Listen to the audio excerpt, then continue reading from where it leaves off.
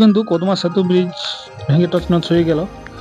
আপনারা পहिले দেখিয়েছিলাম যে প্রবল বৃষ্টির কারণে নদীতে মানে চাকা নদীতে প্রবল বন্যা বান আসায় সেখানে থেকে যে যোগাযোগ ব্যবস্থার জন্য একটি সেতু ছিল, সেই সেতুটি কিন্তু বিচ্ছিন্ন অর্থাৎ ভেঙে পড়েছিল পিলারগুলি। তো দেখতেই পাচ্ছেন সেই উপরের রাস্তাটি কিন্তু ভেঙে পড়েছিল এবং ওই উপরের যে ব্রিজটি ছিল ওই ব্রিজটি কিন্তু প্রথমে ভেঙে যায়।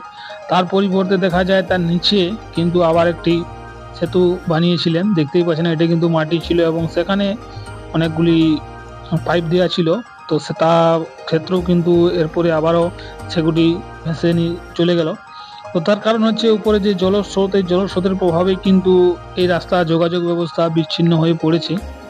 তো দেখতেই পাচ্ছেন সেই দৃশ্যই আমি আপনাদের কাছে তুলে ধরছি যে এই রোডে কিন্তু আর বাস চলাচল হবে না। তার কারণ এখানে সাইকেল বা মোটরসাইকেল চলার জন্য একটা নিচে রাস্তা তৈরি হয়েছে। দেখতেই পাচ্ছেন এইটাই হচ্ছে সেই রাস্তাটি এই নিচে হয়ে। তো এখন চারচাকা অথবা বাস কোনো গাড়ি কিন্তু এই রোড দিয়ে আর যাতায়াত সম্ভব নয়। তার কারণ যোগাযোগ ব্যবস্থা সম্পূর্ণভাবে এখানে বিচ্ছিন্ন হয়ে গেছে। এটাই কিন্তু অনেকগুলি গ্রামের উপর নির্ভরশীল ছিল এই সেতু। অনেকেই বিভিন্ন রকম কাজকর্মে লিপ্ত ছিলেন এই সেতু দিয়ে পারাপারের মাধ্যমে। তো এখন জলের ধারাটা অনেকটাই কমে গিয়েছে।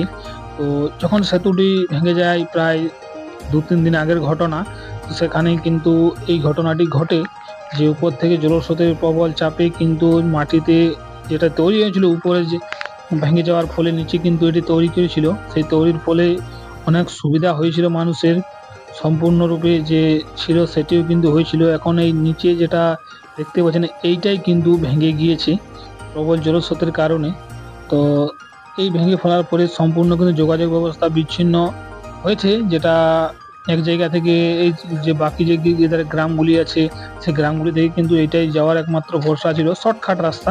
এটা ভেঙে যাওয়ার মূল কারণ যে উপরে কিন্তু যে চেক ড্যামগুলি ছিল সেগুলি মানে জল ছেড়ে দেওয়ার ফলে এই ব্রিজটি কিন্তু সম্পূর্ণরূপে তছনছ হয়ে যায়।